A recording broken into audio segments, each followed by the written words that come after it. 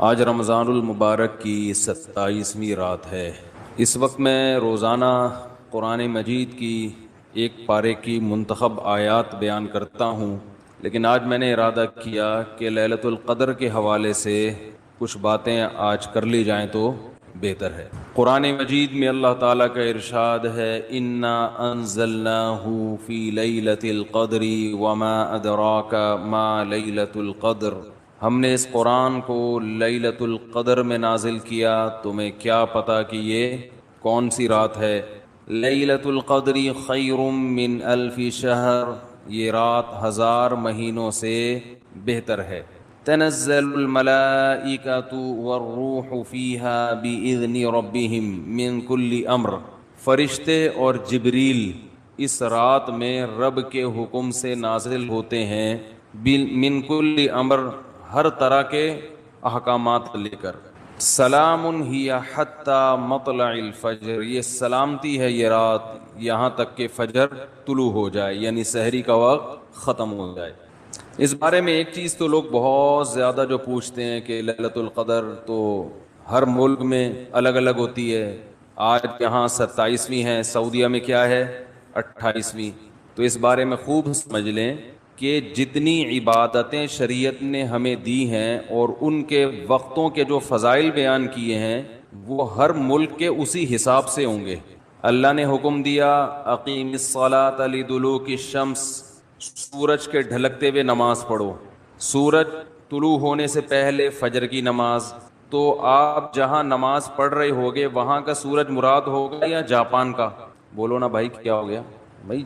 Japan میں ہو تو Japan میں سورج طلوع ہو رہا ہے، پاکستان میں ہو تو پاکستان میں۔ ابھی جاپان میں تو پتہ نہیں کیا ٹائم ہو رہا ہوگا۔ تو جیسے نمازوں کے اوقات ہر ملک کے اپنے حساب سے ہوتے ہیں۔ سعودی عرب میں فجر کا ٹائم جب داخل ہوتا ہے تو ہمارے ہاں فجر گزر چکی ہوتی ہے، اشراق کا وقت بھی ختم ہو چکا ہوتا ہے۔ تو اب کوئی کہے کہ میں سعودیہ کے حساب سے چلوں گا، تو سعودیہ میں تو بھائی فجر کی نماز جب آپ ہو رہی ہوتی ہے تو یہاں سورج طلوع، بلکہ یہاں جب فجر ہو رہی ہوتی ہے وہ تو پیچھے ہے نا 2 گھنٹے، ہاں یہاں سورج طلوع ہو چکا ہوتا ہے، وہاں عشاء کی نماز ہوتی ہے، وہاں مغرب کی ہوتی ہے اور یہاں عشاء کی ہو رہی ہوتی ہے۔ تو جیسے نمازوں میں ہر ملک کا اپنا ایک طریقہ ہے، اپنے وقت ہیں، تو ایسے ہی جو سال کی تاریخیں ہیں، عید ہے، بقرعید ہے، یوم عرفہ ہے، لیلۃ القدر ہے، آخری عشرہ ہے، یہ سب اس ملک کے حساب سے ہوگا۔ جیسے جیسے جس ملک میں عشاء کا وقت داخل ہوا تو اللہ نے جو خاص پیکیج رکھا ہوا ہے اپنے بندوں کے لیے، وہ پیکیج اس ملک کے لیے اسٹارٹ ہو گیا۔ ہر نیکی کا ثواب ہزاروں گنا بڑھا دیا گیا۔ تو لیلۃ القدر رمضان کے آخری عشرے میں، اور رمضان کے آخری عشرے میں طاق راتوں میں امکان زیادہ، اور 27ویں میں اور بھی زیادہ۔ سمجھ رہے بات کو؟ اور آج کون سی رات ہے؟ 27ویں رات ہے۔ تو اس بات کا بہت امکان ہے کہ آج کون سی رات ہو؟ لیلۃ القدر۔ اس رات میں جس ملک میں یہ رات ہوگی وہاں فرشتوں کا نزول ہوگا، اور خاص طور پر جبریل علیہ الصلاۃ والسلام کا نزول۔ جیسے پیغمبروں میں سب سے افضل پیغمبر محمد صلی اللہ علیہ وسلم ہیں، تو فرشتوں میں سب سے افضل فرشتے کون سے ہیں؟ جبریل، جن کو اللہ نے روح الامین قرار دیا، مقدس روح۔ روح کیوں کہا؟ روح اس لیے کہا کہ روح جب ہماری باڈی میں ہوتی ہے تو ہماری باڈی زندہ ہوتی ہے، تو جبریل علیہ الصلاۃ والسلام ہماری روح کے لیے، روح کو طاقت بخشنے کا ذریعہ بنتے ہیں، کیونکہ وہ وحی لے کر آئے، اور وحی سے ہماری روحانی قوت، بولو نا بھائی، بڑھتی ہے۔ روحانی قوت کس سے بڑھتی ہے؟ وحی سے۔ عبادات ہمیں پتہ چلی وحی کے ذریعے، روزے ہمیں پتہ چلے وحی کے ذریعے۔ یہ آسمان سے کون سارے پیغام زمین پر نبی کے پاس لے کر آیا؟ جبریل علیہ السلام۔ جبریل نے نبی کو بتایا کہ شہر رمضان الذی انزل فیہ القرآن، اللہ کا کلام جبریل نے لیا، اور جبریل علیہ السلام نے ہمارے نبی صلی اللہ علیہ وسلم کے دل پہ یہ کلام نازل کیا۔ تو ہمیں جو پتہ چلا کہ رمضان میں روزے رکھنے ہیں، یہ ہمیں نبی سے پتہ چلا، اور نبی کو کس سے پتہ چلا؟ جبریل علیہ السلام سے۔ نماز کا ہمیں پتہ چلا نبی سے، اور نبی کو کہاں سے؟ کیا ہو گیا بھائی؟ پرابلم؟ تو نبی کو کہاں سے پتہ چلا؟ جبریل علیہ السلام. تو ہر جتنی بھی وحی آ رہی ہے نا وہ ساری ڈائریکٹ کہاں سے؟ جبریل کے ذریعے. تو ان کے ذریعے ہماری روح کو کیا مل رہی ہے؟ تقویت، طاقت مل رہی ہے روح کو. تو وہ کیونکہ یہ رات روحانی ترقی کا ذریعہ ہے، تو اللہ نے اس رات میں جبریل علیہ السلام کو زمین پہ اتارا تاکہ جس فرشتے کی مناسبت ہے نا اس رات سے، وہ فرشتے اس زمین پر نازل ہوں.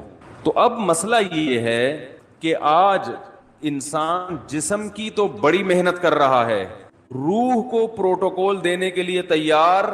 بھائی دیکھو ایک بات بتا دوں، جملہ ادھورا چھوڑوں گا اس کو کمپلیٹ کرنا پڑے گا، اچھا لگے گا برا لگے، میرا اصول ہی یہی ہے. تو میں بول رکوں تو ایک دم آگے کمپلیٹ کر دیں جملے. مجھے ایک اندازہ تو ہو نا کہ دماغ حاضر بھی ہے، سن رہے ہیں، ٹھیک ہے نا.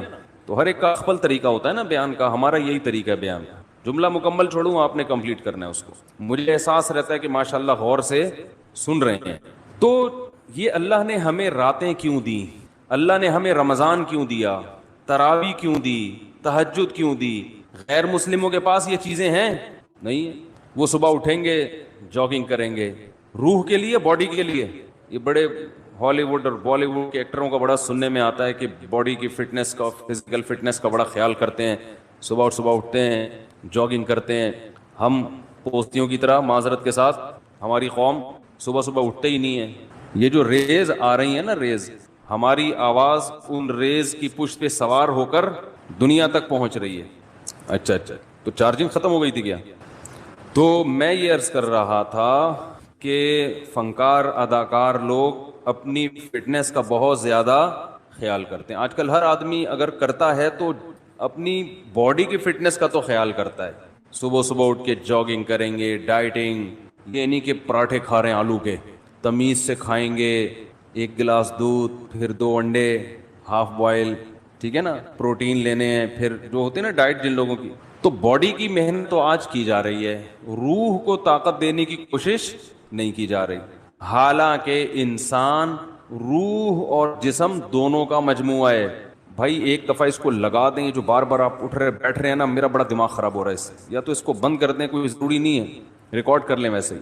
اس سے جو ہے نا بہت زیادہ ڈسٹربنس ہوتی ہے. ہو گیا تو ٹھیک ہے، نہیں تو وہ دوسرا کیمرہ لا کے ریکارڈ کر دیں، اس کو بند کر دیں. تو کیا کہہ رہا تھا میں؟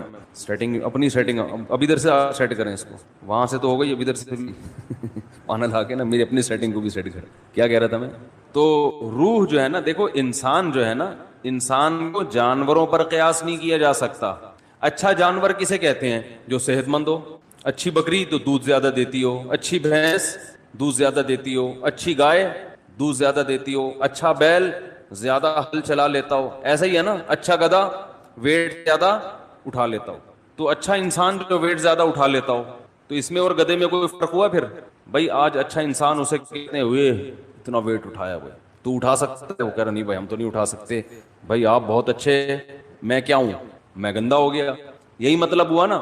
تو انسان کو اگر صرف جسمانی اور مادی اعتبار سے فضیلت دی جائے تو پھر انسان کی کوئی فضیلت نہیں ہے، کیونکہ مادی اعتبار سے انسان سے زیادہ صحت مند بہت سے جانور ہوتے ہیں. چیتے کی سپیڈ زیادہ ہے یا آپ کی؟ تو بھاگنے میں چیتا اچھا ہے یا آپ؟ چیتا اچھا ہے.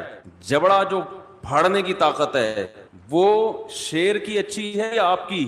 شیر کی اچھی ہے. تو پکڑ کے اعتبار سے آپ سے اچھا کون ہے؟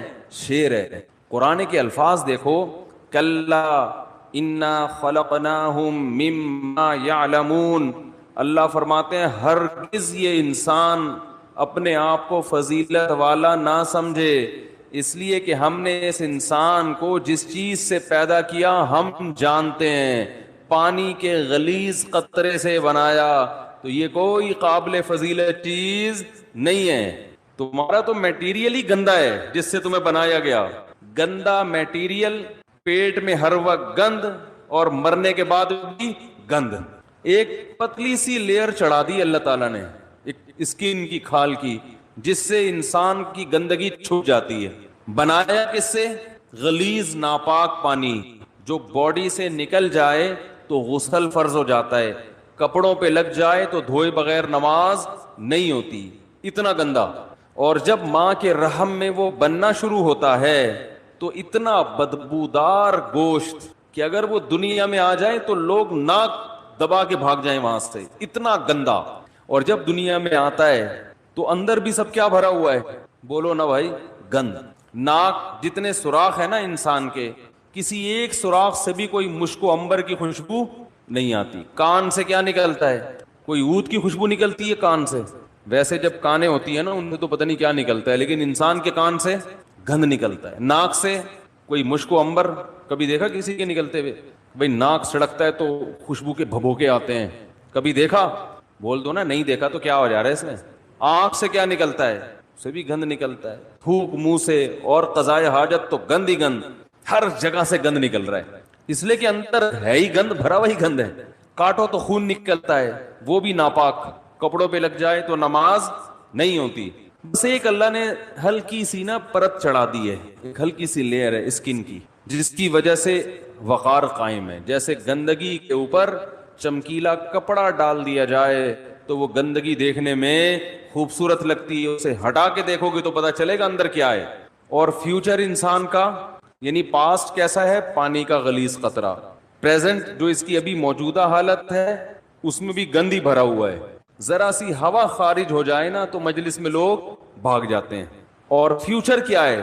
جیسے ہی سانس بند ہوگی فوراً لاش سڑنا اور گلنا شروع. یہ چودھری صاحب ہیں، یہ وڈیرے صاحب ہیں، یہ چیف ہیں، یہ جناب پرنسپل صاحب ہیں، یہ ہیڈ ماسٹر ہیں، جو بھی ہو بھائی آپ، جیسے ہی روح نکلی گند ڈھیر میت جو ہے نا ایک دم سڑنا شروع ہو جاتی، آنکھیں ابلنا شروع ہو جائیں گی، ہاتھ خود بخود کرنا شروع. اتنی بدبو لاش کبھی دیکھی ہے؟ کس قدر بدبو ہوتی ہے اگر کوئی پرانی لاش پڑ گئی ہو. اس لیے حکم ہے اس کو مٹی میں جا کے دباؤ. کیڑے کھانے، آنکھوں میں کیڑے، کان میں کیڑے، ناک میں کیڑے گھس رہے ہوتے ہیں کھانے کے لیے. بڑے بڑے حسین اور جمیل لوگوں کا یہ حال ہوتا ہے. تو اللہ فرماتے ہیں کہ انسان تجھے جو میں نے فضیلت دی ہے وہ فزیکل فٹنس کی وجہ سے نہیں دی ہے، اس وجہ سے نہیں دی ہے کہ تیرے پاس وسائل بہت ہیں، وسائل کی وجہ سے بھی نہیں کہ تو بڑا پیسے والا ہے. انسان کو اللہ نے فضیلت دی ہے روحانی زندگی کی وجہ سے. جس کی روح اچھی ہوگی جسم سے نکلنے والے اعمال اچھے ہوں گے. روح گندی ہوگی جسم سے نکلنے والے اعمال گندے ہوں گے. کہتے ہیں نا موسیقی روح کی غذا ہے، گندے لوگوں کی روح کی غذا ہے. اچھے لوگوں کی روح کی غذا قرآن کی تلاوت اور ذکر اللہ ہے. ہمارے حضرت جب ذکر کیا کرتے تھے نا عجیب کیفیت ہو جاتی تھی. ایک شعر پڑھا کرتے تھے، دم رکا سمجھو اگر دم بھر بھی یہ ساغر رکا، میرا دور زندگی ہے یہ جو دور جام ہے. کیا زبردست شعر ہے. اللہ کے ذکر کو نا شراب سے تعبیر کیا ہے. جیسے شرابیوں کو شراب محبوب ہوتی ہے نا، اور شراب خانے میں جب وہ جاتے ہیں، میں خانہ جسے کہتے ہیں، آواز صاف آ رہی کہ نہیں آ رہی؟ میں خانے میں شرابی جاتے ہیں تو شراب کے جام چل رہے ہوتے ہیں. ادھر ایک پیا ختم ہوا لیا دوسرا پیا، ٹھیک ہے نا. تو جیسے شرابی کو شراب سے عشق ہوتا ہے اور وہ کہتا ہے دم رکا سمجھو، کہہ رہے سمجھو میرا دم رک گیا، دم بھر بھی یہ ساغر رکا. ایک دم کے لیے بھی اگر یہ دور رک گیا تو میرا دم ختم، میں مر جاؤں گا، میں برداشت نہیں کر سکتا.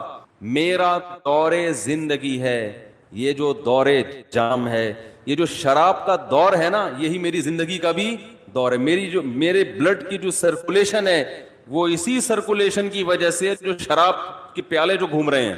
تو حضرت اللہ کے ذکر کے بارے میں یہ شعر پڑھا کرتے تھے کہ اللہ کے ذکر کی ہمیں ایسی لت پڑ گئی ہے، ایسا چسکا لگ گیا ہے جیسے شرابی کو شراب کا چسکا لگتا ہے. تو حضرت بڑے مزے سے ذکر اللہ کے بارے میں یہ شعر پڑھا کرتے تھے، دم رکا سمجھو اگر دم بھر بھی یہ ساغر رکا، کہ اللہ تیرے نام کی لذت اور تیرے نام کا چسکا ہمیں ایسا لگ گیا ہے کہ دنیا کی کوئی بھی نعمت ہم سے چھین لی جائے ہم مریں گے نہیں. کوئی ہم سے تیرا نام لینا چھڑوا دے، کوئی ہماری زبان پہ تیرا ذکر کرنا ہم سے چھڑوا دے، ہم ایک سیکنڈ کے لیے بھی زندہ نہیں رہ سکتے. یہ کیفیت ہوتی ہے کس کی بھائی؟ اہل اللہ کی، جن کی روح پاکیزہ ہوتی ہے. اور جن کی روح ناپاک ہوتی ہے جب تک وہ اداکاراؤں کے ڈانس اور ناچ نہ دیکھ لیں اور ان کے ناچ گانے کا میوزک نہ سن لیں ان کی روح کو تسکین بولو نا بھائی، نہیں ملتی. تو روح روح کی بات ہے. جیسے ہیروئنچی کو اور شرابی کو اس کی باڈی کو تسکین ہیروئن اور شراب سے ملتی ہے، لیکن جس انسان کو اس گندگی کی عادت نہیں ہے اسے تسکین کے لیے شراب اور ہیروئن کا سہارا نہیں لینا پڑتا. اسے تو بدبو آتی ہے، اسے تو گھن آتی ہے. تو مسئلہ ہی سارا کس کا ہے بھائی؟ روح کا ہے. تو اللہ تعالی نے جبریل علیہ الصلاۃ والسلام کے ذریعے انسان کی روح کو طاقت دی ہے. تو روح پاکیزہ بنتی ہے برے اعمال کو چھوڑنے سے اور عبادت کرنے سے.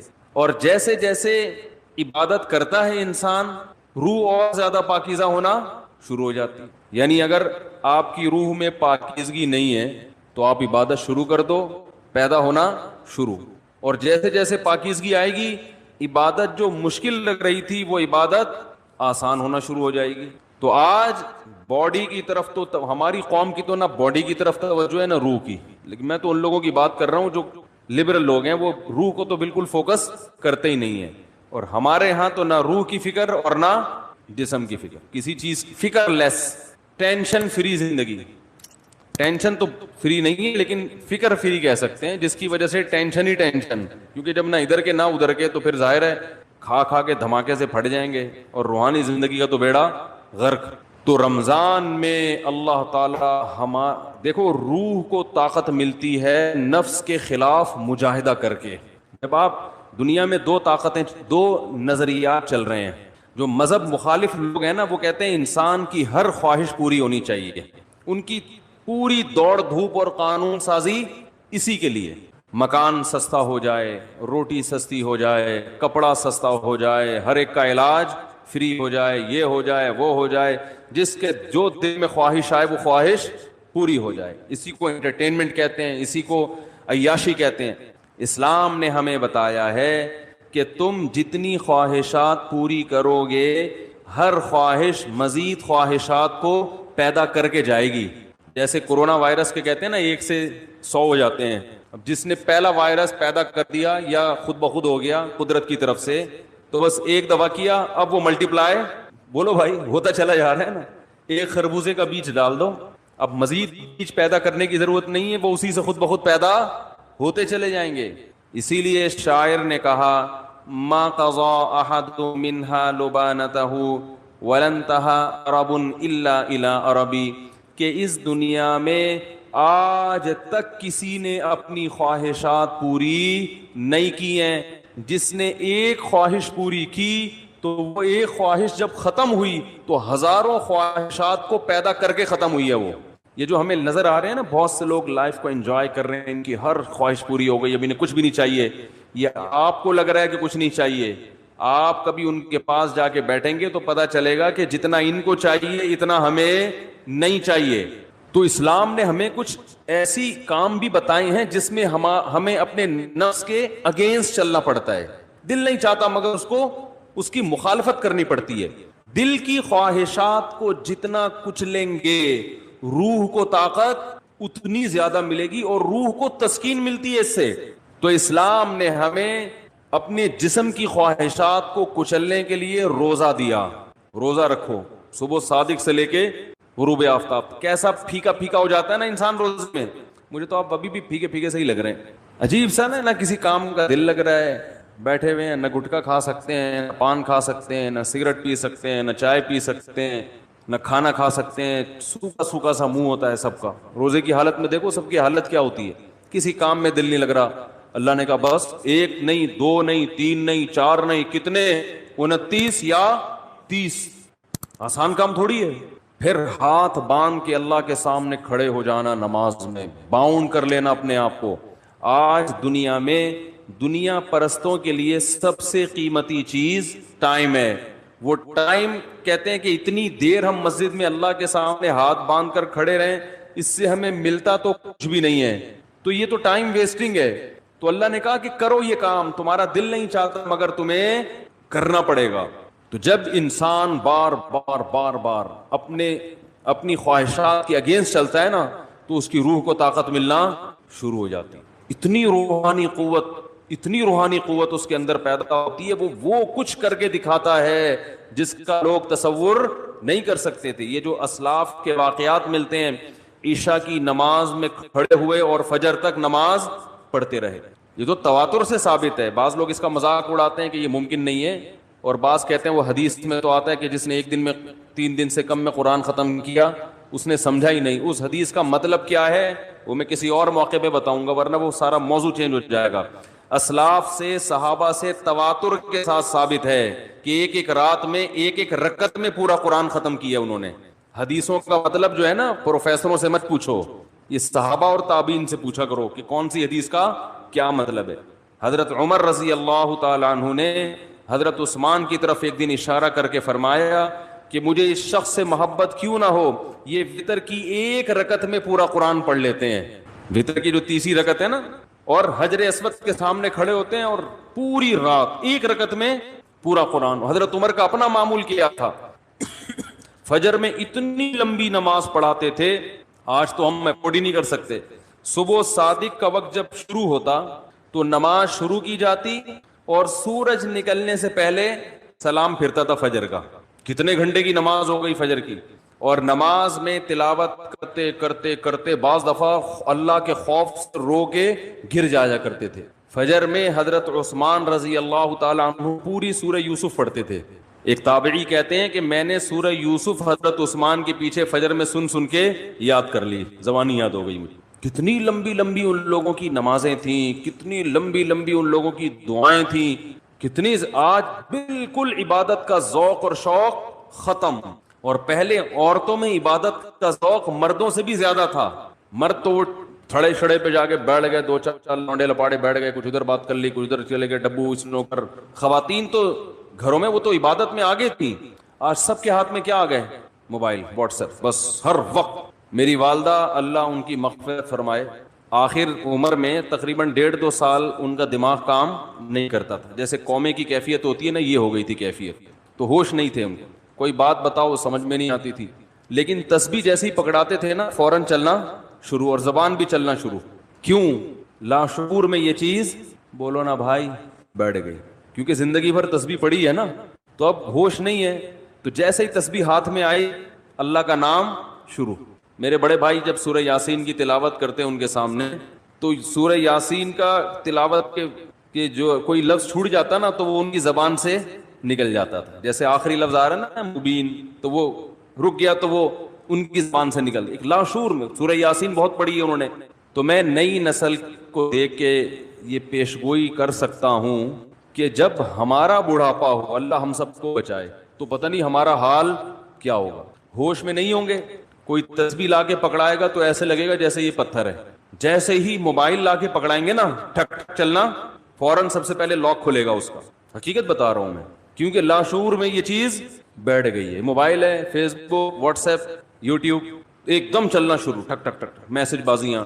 اور بھائی کیا کر رہی ہو, دوپٹہ کہاں سے خریدا, خواتین کی نا, چاہے قومے میں ہو یا کچھ بھی ہو, اللہ بچائے سب کو قومے میں جانے سے.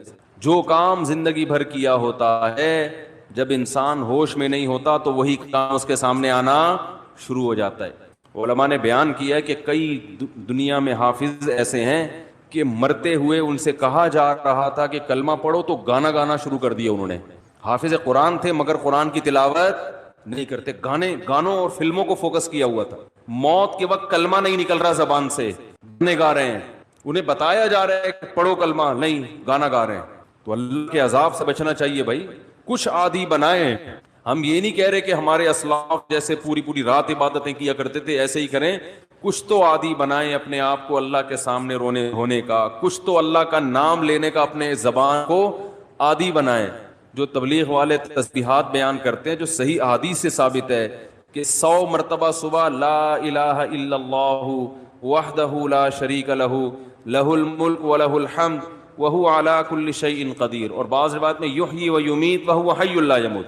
یہ حدیث میں تبلیغ والے تو تیسرا کلمہ بتاتے ہیں, یہ کلمات حدیث میں آتے ہیں. آپ صلی اللہ علیہ وسلم نے ارشاد فرمایا جس نے 100 دفعہ یہ کلمہ پڑھا اس سے زیادہ نیکیاں پورے دن میں کوئی شخص نہیں کما سکتا سوائے اس کے جو اس سے بھی زیادہ مرتبہ پڑھے. تو ذکر سے محبت پیدا کریں. آج ذکر کی لذت نہیں ہے, بس ایویں بیٹھ کے ٹی وی بھی دیکھ رہے ہیں, فلم بھی دیکھ رہے ہیں اور تسبیح چل رہی. کیسے پیارے کلمات ہیں, کیسا مزہ آتا ہے ان کلمات پڑھنے میں. لا الہ الا اللہ, کوئی عبادت کے لائق نہیں سوائے اللہ کی. کتنا اللہ تعالیٰ خوش ہوتا ہے کہ جب ساری دنیا مجھے بھول گئی ہے, ہر وقت دولت کی باتیں, پیسے کی باتیں, مکان کی باتیں, پلاٹ کی باتیں, اس سے اتنے پیسے لینے, اس کو اتنے پیسے دینے ہیں, وہ کاروبار بند ہو گیا, اس کو کھولنا ہے, یہ کرنا ہے, وہ کرنا ہے, ہر وقت 24 گھنٹے. جس نے پیدا کیا, جس کے پاس لوٹ کر جانا ہے, سب چیزیں چھوڑنی ہے یہاں پہ, یہ بیوی بچے بھی چھوڑنے ہیں, یہی قبر میں اتاریں گے. جو آج کہہ رہے ہیں نا وہ رہ نہیں سکتے آپ کے بغیر, اور یہی اتار کے آئیں گے قبر میں. اور اگر کورونا سے مر گئے نا, اللہ بچائے, تو قبر میں بھی نہیں جائیں گے, بولیں گے یہ تو مر گیا, ہمیں نہ مار دے کہیں. دور دور سے دیکھ نہیں رہے کیسے جنازے ہو رہے ہیں. یہ تو انسان کی محبت ہے, یہ تو اوقات ہے انسان کی.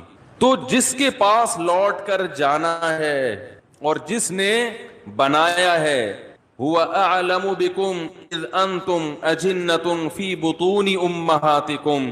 اللہ فرماتے ہیں جب تم ماں کے پیٹ میں تیار ہو رہے تھے نا, وہ رب تمہیں اس وقت سے جانتا ہے. اس وقت تو والدین بھی انسان کو نہیں جانتے. کتنا قریبی تعلق, ہر ایک کا تذکرہ زبان سے کرے گا, نہیں کرے گا تو جو سب سے زیادہ قریب ہے اس کا تذکرہ نہیں کرے گا. اور اگر اللہ کا ذکر کرے گا بھی تو کسی نے کوئی وظیفہ بتایا ہوگا جن بھگانے کے لیے, دکان کھلوانے کے لیے, کاروبار کھلوانے کے لیے, بچے کی شادی نہیں ہو رہی, اپنی نہیں ہو رہی ہے تو پچھتا رہا ہے اس کو بھگانے کے لیے, ہو گئی ہے تو بچے نہیں پیدا ہو رہے, ہو گئے تو وہ چترول لگا رہے ہیں ان کو سیدھا کرنے کے لیے, اللہ کو خوش کرنے کے لیے, اللہ کی محبت میں اللہ کا نام لذت سے لینے کے لیے کہ مجھے بس اس سے محبت ہے, اس کا نام لینے میں مجھے مزہ آتا ہے. اس نیت سے ذکر کرنے والے مارکیٹ میں بہت شارٹ ملیں گے آپ کو, بہت کم لوگ ملیں گے. کوئی بیٹھا ہو نا صبح اللہ اللہ کر رہا ہو, کیوں کر رہے ہو؟ وہ جی فلاں پیر صاحب نے بتایا تھا, وہ فلاں پیر صاحب نے کہا تھا یہ کرو گے تو یہ والا کام ہو جائے گا. او بھائی اللہ نے پیدا کیا ہے, جیسے دنیا کا تذکرہ کرتے ہو بغیر ضرورت کے کرتے ہو نا. خواتین جب آپس میں ملتی ہیں دوسرے کا لباس دیکھتی ہیں, بہن کہاں سے خریدا, کتنے کا خریدا, ضرورت ہوتی ہے, حالانکہ جیب میں ایک پیسہ بھی نہیں ہوتا خریدنے کا. لیکن محبت جس چیز سے ہوتی ہے اس کا تذکرہ کرنے میں انسان کو, بولو نا بھائی, مزہ آتا ہے. مرد جب آپس میں بیٹھتے ہیں تنخواہ پوچھ رہے ہوتے ہیں, کیسا چل رہا ہے بزنس, کیا ہو رہا ہے, کتنا پروفٹ ہوا. جس چیز سے محبت ہے انسان کو اس کا نام لینے میں مزہ آتا ہے. یہ مزہ اللہ کا نام لینے میں بھی پیدا کر لیا جائے اپنے دل میں, تو وہی کیفیت ہوگی کہ دم رکا سمجھو اگر دم بھر بھی یہ ساغر رکا. میرا دور زندگی ہے جو یہ جو دور جام ہے. حضرت فرمایا کرتے تھے, ہمارے حضرت جب بیان کرتے نا اور اللہ کی محبت میں کبھی کوئی شعر سنا دیا تو پورا موضوع ان کا چینج ہو جاتا تھا. جیسے میں شادیوں پہ آتا ہوں نا اگر, تو پورا موضوع میرا کیا ہو جاتا ہے, ارے جہنم کی بات چل رہی ہو, وہاں کی ہولناکیاں چل رہی ہو, سانپ بچھو, اور کسی نے شادی کی بات کر لی تو ہمارا پورا ٹاپک چینج ہو جاتا ہے نا. تو ہمارے حضرت کا جب بیان ہوتا تھا کہیں سے اللہ کی محبت کا کوئی تذکرہ آ گیا, اللہ کی نعمتوں کا, پورا بیان چینج. اور پھر حضرت فرماتے تھے کہ کچھ نہ, پھر یہ شعر پڑھتے تھے, کچھ نہ رستے کا پتہ ہم کو نہ منزل کی خبر, کچھ نہ رستے کا پتہ ہم کو نہ منزل کی خبر, جا رہے ہیں جس طرف ہم کو لیے جاتا ہے دل. یعنی ہمیں نہیں پتا اب ہم نے کہاں جانا ہے, اب تو ہمیں دل لے کے جدھر جا رہے ہیں ہم وہاں چل رہے ہیں, دل گھسیٹ رہے ہیں. تو اللہ کی محبت میں یہ حال کہ اب دل جہاں لے کے جائے گا وہاں, تو دل تو یہی کہہ رہا تھا بس اللہ کا تذکرہ کرو بیٹھ کے. تو اسی طرح یاد رکھیں, یہ جو اہل اللہ جو دعا مانگتے ہیں یہ دنیا داروں کی عادت ہوتی ہے. دعا مانگ رہے ہیں قبول نہیں ہو رہی, ہم تو کام ہی نہیں بن رہا, 20 سال سے شادی کر رہے ہیں شادی نہیں ہو رہی, 20 سال سے کاروبار کی دعا مانگ رہے ہیں, کاروبار نہیں مل رہا, 25 سال سے یہ دعا مانگ رہے ہیں, یہ نہیں ہو رہی. یہ دنیا داروں کی عادت ہے. اہل اللہ کہتے ہیں دعا مانگنے کی توفیق مل رہی ہے, بس اس سے بڑی کوئی نعمت نہیں ہے, کچھ نہ ملے ہمیں. حضرت عمر رضی اللہ تعالیٰ عنہ کا قول ہے نا کہ مجھے اس سے غرض نہیں ہے کہ میری دعائیں قبول ہو رہی ہیں کہ نہیں ہو رہی, مجھے اس کی فکر ہوتی ہے کہ دعا مانگنے کی توفیق مل رہی ہے کہ نہیں مل رہی. اگر اللہ اپنے سامنے ہاتھ اٹھا کر دعا مانگنے کی توفیق دے رہا ہے, اتنی بڑی نعمت ہے کہ اس نعمت کے بعد مزید ہمیں کچھ نہیں چاہیے. بھائی اللہ توفیق دے میرے سامنے ہاتھ اٹھا کے مانگو, تو یہ ہر ایک کو تھوڑی ملتی ہے توفیق.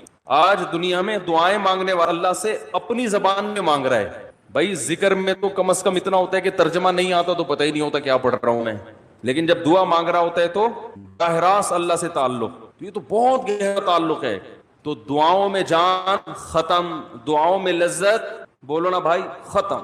جب اللہ سے تعلق ہی کمزور پڑتا چلا جائے گا تو بھائی پھر جو اللہ کو خوش کرنے کے لیے جو اعمال اللہ نے بتائے وہ کہاں سے پورے ہوں گے؟ وہ تو ہو ہی نہیں سکتے پورے.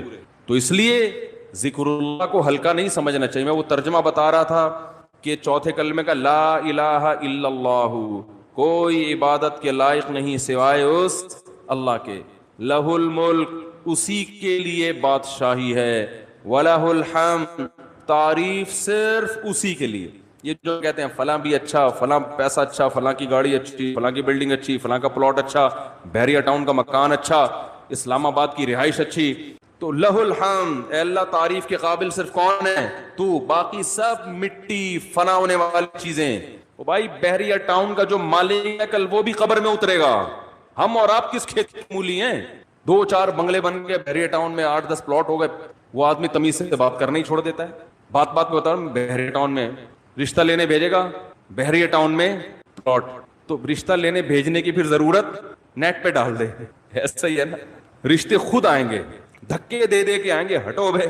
آپ کے لیے وہ جو لوگ مجھے کہہ رہے تھے رشتہ تلاش کر رہے ہیں مل نہیں رہا، میں کہہ رہا ہوں تمہاری جیب میں کچھ ہے ہی نہیں تو رشتہ کہاں ملے گا؟ کہہ رہے ہیں استخارہ بھی نکال لیا پھر بھی نہیں مل رہا. استخارہ نہیں نکالو، پیسے نکالو، پیسے نکالو گے تو رشتہ ملے گا. اور اگر پیسے نہیں ہیں تو پیغام بھیجو، صبر کرو. اگر کوئی قبول کرے ٹھیک ہے، نہیں کرے تو صبر کرو. دنیا مسافر خانہ ہے بھائی. 4 شادیاں کرنی ہیں، لیکن جو جس چیز کی چاہت ہے ضروری تھوڑی کہ وہ پوری بھی ہو جائیں. کوشش کرنے کا میں مشورہ دیتا ہوں. شادی ہو بھی جائے گی اس کی کوئی گارنٹی نہیں ہے، اور ہو کے نبھا بھی پائیں گے اس کی بھی کوئی گارنٹی نہیں ہے. اب لیلۃ القدر میں شادی پھر شروع ہو گئی، تو مسائل یہی چل رہے ہیں نا. تو اللہ کا کیا فرمایا کہ لہ الملک ولہ الحمد، اے اللہ تیرے لیے ہی بادشاہی اور اسی کے لیے حمد. یحیی و یمیت، اتنا زبردست قدرت والا کہ جس کو چاہتا ہے زندگی دیتا ہے اور جس کو چاہتا ہے مار دیتا ہے. حیات بھی ہماری مرضی سے نہیں، پانی میں انسان بنا کے ماں کے پیٹ سے باہر نکال دیتا ہے. یہ زندگی ہے، ہم اپنی مرضی سے بنے ہیں. اور ایسے تصرف جانے کا ارادہ ہوگا نہیں لیکن اللہ لے جائے گا. کیسی ایڑیاں رگڑو. یہ جتنے لوگ دنیا سے گئے ہیں یہ اپنی مرضی سے تھوڑی ہیں. کیسے بڑے بڑے وڈیرے ہوتے ہیں، کیسے بڑے بڑے پاورفل طاقتور لوگ ہوتے ہیں، دنیا ان کے اشاروں پہ چلتی ہے. لیکن جب جانے کا وقت آتا ہے پوری ایڑی چوٹی کا زور لگا لیتے ہیں، مگر موت اپنے شکنجے گاڑ لیتی ہے، چھوڑتی نہیں ہے نا موت. کیسا پٹختی ہے موت. اب یہ جو کرونا وائرس سے اتنے لوگ مر گئے، کسی کو پتا تھا کہ مریں گے؟ ان کو اندازہ تھا پہلے سے؟ تو یحیی و یمیت، انسان اللہ کی تعریف میں یہ کلمات کہتے ہیں. اللہ وہی ہے حیات دیتا ہے اور وہی زندگی دیتا ہے. وَهُوَ حَيٌّ لَا يَمُوتُ، وہ زندہ ہے، اس پر کبھی موت نہیں آئے گی. وَهُوَ عَلَى كُلِّ شَيْءٍ قَدِيرٌ، اور وہ ہر چیز پر قدرت رکھتا ہے. تو یہ کلمات 100 دفعہ ترجمہ سوچ کے، مفہوم سوچ کے، صرف اللہ کو خوش کرنے کے لیے، اس نیت سے کہ اللہ کی محبت کی چنگاری ہمارے دل میں پیدا ہو جائے. تو ارادہ کرتے ہو کہ نہیں کرتے بھائی؟ زندگی بھر معمول بناؤ، 100 دفعہ صبح، 100 دفعہ شام. شیطان کیا کرے گا کہ جب آپ بیٹھو گے تو دل نہیں لگے گا آپ کا. کہو گے مفتی صاحب نے تو کہا تھا دم رکا سمجھو اگر دم بھر بھی ہے ساغر رکا. ذکر اللہ کی تو ایسی لذت ہے کہ 1 منٹ کے لیے زبان رک گئی تو ہمارا دم گھٹ گیا. ہمارا تو پڑھنے میں دم گھٹ رہا ہے. پھپھی کا فون آ رہا ہے، موبائل بار بار اٹھا کے چیک کر رہے ہیں، یار کس کا فون. آج کل ذکر کر رہے ہوتے ہیں نا، دیکھو تراویح میں ہر 2 رکعت کے بعد بعض لوگ چیک کر رہے ہوتے ہیں، کچھ آیت تو نہیں ہے، خالہ کا فون ہے، پھپھی کا فون ہے، فلانے کا ہے، کیا ہے وہ سب. تو وہ تو اتنی ٹینشن ہے آج کل ذکر کرنا. آپ کہیں گے مفتی صاحب نے فون کیا، مفتی صاحب نے بیان کیا تھا کہ دم رکا سمجھو اگر دم بھر بھی یہ ساغر رکا، تو آپ کا دل نہیں لگے گا. تو چھوڑنا نہیں ہے، دل لگے یا نہ لگے، تھوڑے دنوں کے بعد اس کی لذت دیکھو. ٹیسٹ گین کرنا پڑتا ہے نا. مجھے یاد ہے جب یہ ڈیو نئی آئی نا تو پیپسی والے ڈیو فری میں بانٹ رہے تھے، کیونکہ پہلی دفعہ ڈیو پینا ایسے لگتا ہے جیسے کھانسی کا شربت پی رہے ہیں. ایسا ہی تھا نا، لوگ نہیں پی رہے تھے، انہوں نے فری بانٹی. ہماری قوم ایسی ہے، فری میں آپ بلیچ بھی پلاتے ہیں تو پی لے گی. بھائی فری ہے نا، پیسے تھوڑی خرچ ہو رہے ہیں. تو لوگوں نے فری میں پینا شروع کرتے کرتے اس ٹیسٹ کے کیا ہو گئے, بولو نا یار, عادت پڑ گئی اس کی. تو لت لگانی پڑتی ہے, ٹیسٹ گین کرنا پڑتا ہے. ابھی کبھی اللہ کا نام لیا ہی نہیں ہے زندگی بھر, لیا بھی ہے تو ایسے ہی قوالی میں لیا ہے, قوالیوں میں لے رہے ہیں اللہ کا نام. تمیز بیٹھ کے اللہ کا نام لینا, اس کا بھی ایک ٹیسٹ ہے, کیونکہ غلط چیزوں کا ٹیسٹ اتنا زیادہ. دیکھو جو ڈبے کے دودھ کے عادی ہوتے ہیں نا بچے, ان کو آپ بھینس کا خالص دودھ پلاؤ الٹی کر دیں گے, وہ ان کو اس میں سے بدبو آ رہی ہوتی ہے. حالانکہ وہ بدبو نہیں بلکہ خوشبو ہوتی ہے. بھینس کے دودھ میں بدبو ہوتی ہے, خوشبو ہوتی ہے, خوشبو ہے. میں سعودیہ گیا نا, 2 مہینے کا ویزا تھا میرا, تو 2 مہینے میں نے بھینس دودھ نہیں ملا, ڈبے کا ہی پیتے رہے. حالانکہ وہ بھی یہی ہوتا ہے, لیکن ایک پروسیس سے گزر کے پتہ نہیں اس میں وہ ذائقہ ہی نہیں تھا. جب میں یہاں آیا کچن میں جاتے ہی میں نے جیسے ہی دودھ کی دیگچی کا ڈھکن ہٹایا ہے, جو خوشبو کے جھونکے آئے ہیں, میں نے کہا یار کیسا پیارا دودھ ہمیں اللہ نے دیا ہے. فوراً گلاس بھر کے پیا, اتنا ذائقے والا دودھ ہے. تو جو ڈبے کے دودھ کا عادی ہو اسے بھینس کا دودھ پہلے 1 چمچ پلاؤ, دیکھو الٹی تو نہیں کر رہا, پھر 2 چمچ, آہستہ آہستہ آہستہ آہستہ, پھر اسے ایسا چسکا لگے گا کہ ڈبے کا اس کو اچھا نہیں لگے گا. جس بچے کو دیسی گھی کھانے کی عادت نہیں ہے تو اسے آہستہ آہستہ دیسی گھی چٹانا پڑتا ہے. تھوڑے دنوں میں دیسی گھی کی لذت سے مانوس ہو جائے گا, پھر اسے یہ دوسرا گھی اچھا نہیں لگے گا. عرب زیتون اتنا کھاتے ہیں, انہیں زیتون نہ ملے تو مر جائیں. ہمارے یہاں زیتون کسی کو کھلاؤ وہ کہتے ہیں یہ کیا کڑوا. تو ایسے ہی یاد رکھو, انسان اپنی زبان کا ذائقہ خراب کر دیتا ہے. تو اللہ کا ذکر کرتے کرتے کرتے کرتے کیا ہوگا, ٹیسٹ گین ہو جائے. مفتی طارق مسعود صاحب کے بیانات سننے کے لیے youtube.com/مفتی طارق مسعود کو سبسکرائب کریں, اور اگر آپ لائیو ویڈیو کو کبھی بھی مس نہیں کرنا چاہتے ہیں تو سبسکرائب کرنے کے بعد بیل آئیکن پہ کلک کرنا مت بھولیں. جزاک اللہ.